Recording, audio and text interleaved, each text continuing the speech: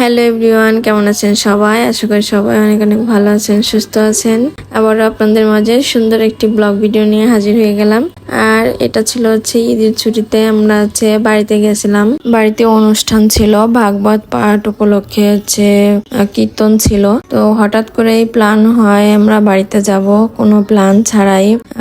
যেদিন অনুষ্ঠান সেদিন সকালবেলা প্ল্যান করে তারপরে বিকালবেলার দিকে বাড়িতে গেছিলাম। যেহেতু দাদারা বাসায় আসছিল, তো আমাদের যাওয়ার কোনো ইচ্ছা ছিল না, হঠাৎ করেই চলে গেছিলাম। আর আমাদের যেতে যেতে সন্ধ্যা হয়ে গেছিল প্রায়। তো বিকালবেলা যেহেতু গেছিলাম, বাড়িতে গিয়ে দেখি যে কীর্তনে যে প্রসাদ দেওয়া হবে, নিরামিষ প্রসাদ, রান্না বান্না শুরু হয়ে গেছে সন্ধ্যার দিকেই। যেহেতু সবাই কীর্তন শেষ করেই প্রসাদ দেওয়া হবে, এই জন্য আগে থেকেই রান্না বান্না কমপ্লিট করা হয়ে গেছে। আর এখন যে কীর্তন হচ্ছে, কীর্তনগুলো কিন্তু শুনতে অনেক ভালো লাগে আমার।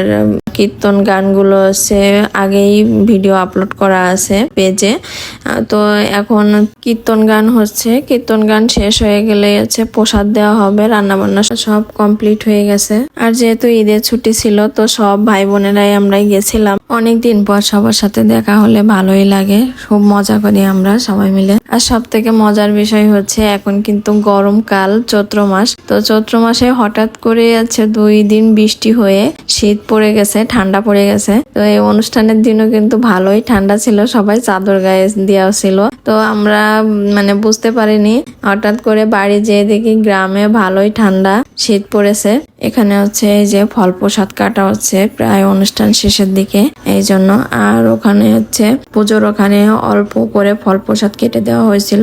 যখন সবাইকে প্রসাদ দেওয়া হবে, তখন ফল প্রসাদ কাটা হচ্ছিল, কারণ আগে থেকে ফল কেটে রাখলে সেটা খেতে ভালো লাগে না, কেমন একটা জন্য হয়ে যায়। অনুষ্ঠান শেষ হয়ে গেছে, আর এখন সবাইকে প্রসাদ দেওয়া হচ্ছে। যেহেতু অনেক রাত হয়ে গেছিল, প্রায় 10টা-11টা বেজে গেছিল। তো আজকের ভিডিওটা সবার কেমন লেগেছে সবাই কমেন্ট করে জানাবেন। আর যারা এখনো আমার পেজটিতে ফলো দেননি, অবশ্যই একটা ফলো দিয়ে রাখবেন। সবাই ভালো থাকবেন, সুস্থ থাকবেন। ধন্যবাদ সবাইকে।